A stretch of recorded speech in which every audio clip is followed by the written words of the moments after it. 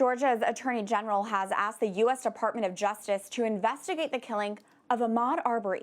He was a black man who was chased down by two white men in Georgia in late February and was shot and killed. More than 2 months after his death, a father and son last week were taken into custody and charged with his murder. Gregory and Travis McMichael, the father and son charged with his murder, told police they chased Arbery because they believed he matched the appearance of a burglary suspect caught on surveillance video in their subdivision. Arbery's mother says she thinks her 25-year-old son was just jogging through the neighborhood before he was killed. More video has recently surfaced. The Atlanta Journal-Constitution published footage from surveillance camera at a home near where Arbery was shot that shows someone who appears to be him walking into the home under construction. The man then came back out and ran down the street. National outrage over the case swelled last week after the cell phone video of the shooting was leaked and shared online. The national conversation about Arbery's death has also sparked a pro-life conversation. Christina Bennett, a national pro-life speaker who is part of the National Black Pro-Life Coalition and a board member of the Pro-Life Voices for Trump Coalition, says this is a case the pro-life movement should speak up about. In a social media post last week, Bennett wrote, quote, "Someone told me, it wasn't a white person, that discussing this distracts from the pro-life cause because our focus should be on black babies dying from abortion. The reality is the world is watching our response, and when we don't express sorrow over black adults dying from injustice, people find it hard to believe we're truly pained over black babies dying from injustice." Christina Bennett is Communications Director for the Family Institute of Connecticut, and she joins us now via Skype. Christina, welcome to the show. For our viewers who are meeting you for the first time, can you tell us, how did you get involved in the pro-life movement in the first place? Sure. Well, thank you so much for having me. And I want to say hi to all of the viewers. I'm honored to be able to share my thoughts with you guys today. I got involved in the pro-life movement after discovering that I was scheduled to be aborted as a child. When I was in college, my mother confessed that she walked out of an abortion appointment because a janitor approached her and told her that God would give her the strength to have me. And she held that secret for over 20 years. And when she shared it with me when I was in college, that opened my eyes. I began to research. I began to talk to women who had abortions. And then I made a decision that I would fight for the ending of abortion for the rest of my life. And I've been doing that now close to 20 years.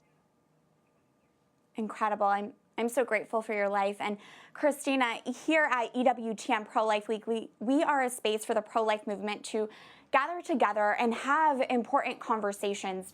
That being said, Christina, what's your message to the pro-life movement right now in the wake of Ahmaud Arbery's murder? My message is that we need to listen and to show empathy. We don't have to completely understand every detail, but I think it's important for us as people who value life, as we always say, from the womb to the tomb and from the cradle to the grave. The world is watching us.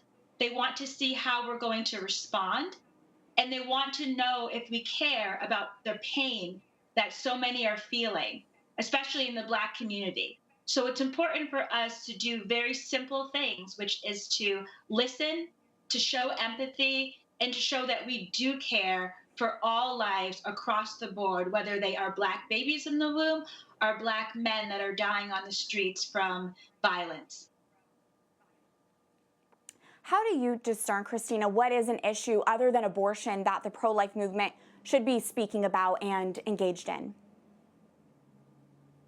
Well, I think that it is important for us as pro-lifers, of course, to focus our passion on ending abortion. I mean, I know for me, I've given my whole life, most of my adult life to doing that and having a very, very narrow focus. At the same time, I'm a Christian, and I am someone that, because I'm pro-life, values all human life and doesn't want anyone to be discriminated against. Because of that, I don't necessarily think that you have to put everything under the pro-life label to care. for me, whether you label it a pro-life issue or not, the most important thing is, are you caring? Are you showing empathy? And the Mm. reason I say that is because I think we can argue, is this a pro-life issue? Is this not a pro-life issue?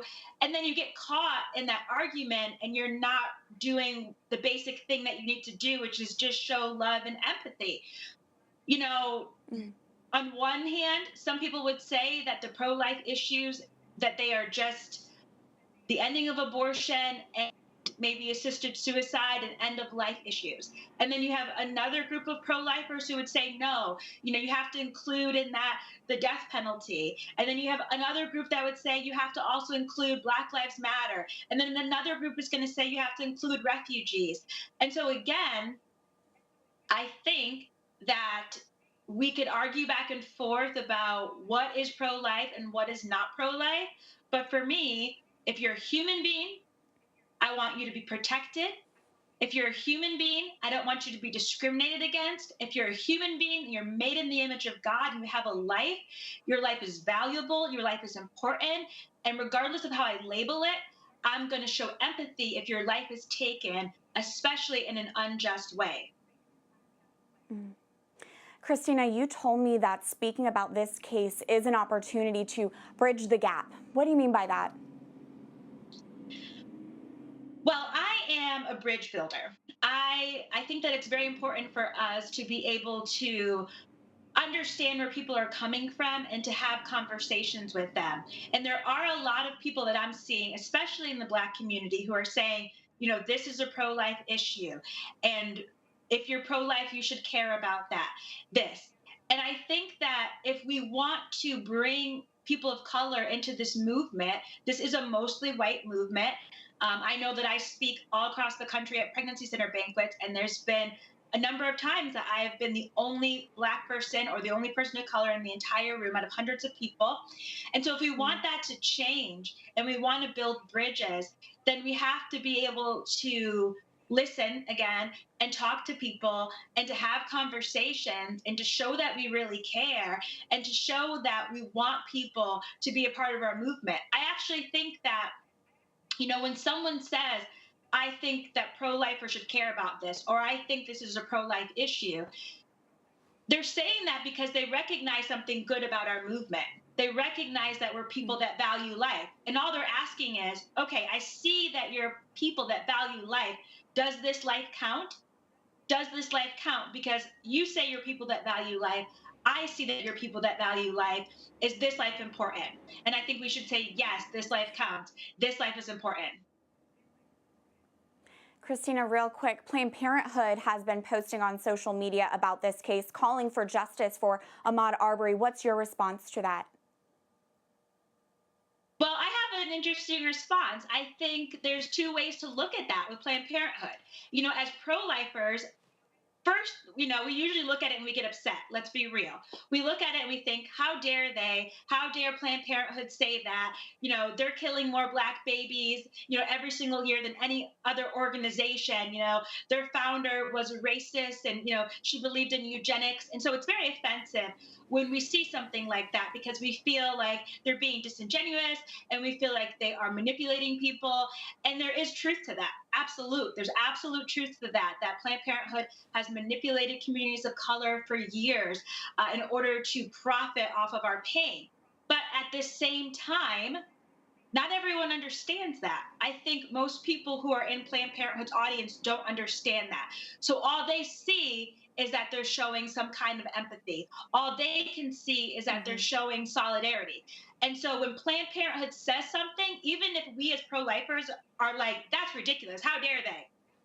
Maybe a young Black woman who's watching them say it, she's not thinking that because she might not know about Margaret Sanger's history. She might not know that they're placed most of their abortion facilities in lower income minority neighborhoods. She doesn't maybe understand the targeting. And so all she sees is, oh, they care.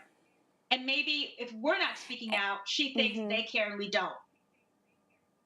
You've given us a lot to think and pray about. And Christina, I'm glad we're talking about this because I can't help but remember the fact that Mother Angelica, the foundress of this network, opened her convent in Birmingham, Alabama and reparation for the sins of racism. This is a topic of great importance. Christina Bennett with the Family Institute of Connecticut, thank you.